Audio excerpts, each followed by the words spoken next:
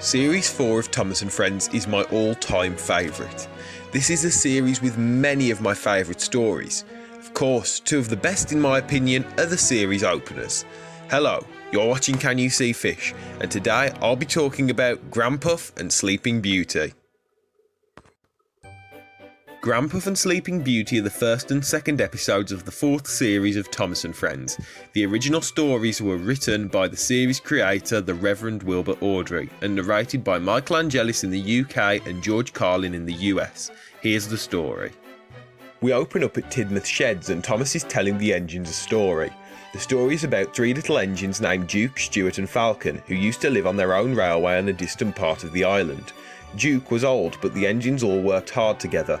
One day the line closed and Stuart and Falcon were sold to another railway, but nobody wanted the elderly Duke, so he was locked in a shed. As decades passed, the shed became overgrown and was buried under trees and bushes, but Duke didn't realise.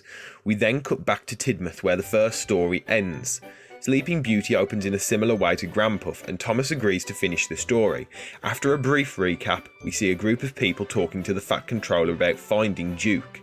It's worth mentioning that in the Railway series story, the people were the thin and fat clergyman, and the Fat Controller was instead Mr. Fergus Duncan, the small controller. Anyway, back to the episode. The men follow maps, but they can't find the hidden engine. Eventually, a man falls through the roof of the shed, landing on top of Duke.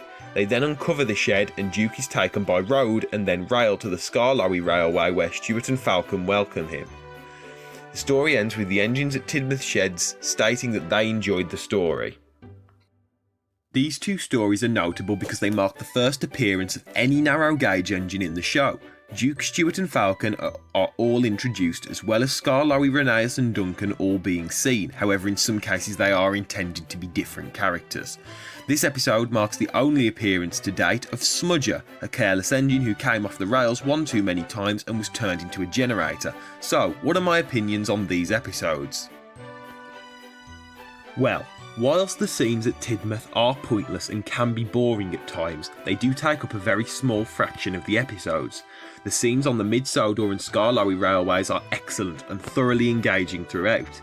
The sets for these are beautiful. The Series 4 narrow gauge sets are some of my favourites of all time, especially the Rheneas set seen at the start of Sleeping Beauty. We also see glimpses of the Slate Quarry and Rheneas Viaduct, another two of my favourite sets. During the short time that we see the characters together, we understand their bond, and it's incredibly sad when they're separated at the end of the first episode. Seriously, this is often remembered as being one of the most upsetting and sad episodes, one of the ones that stuck with people throughout their lives, you see people talking about. The ending to Granpuff is a great cliffhanger, but it would have been better if we didn't have the scene with Thomas. These episodes are some of the most emotional in the show, and I think that when considered together I would give a 9 out of 10. They would be a solid 10 out of 10 if the scenes at Tidmouth weren't there. I'll leave a link in the description so you can watch the episodes. You've been watching Can You See Fish, and until next time, goodbye.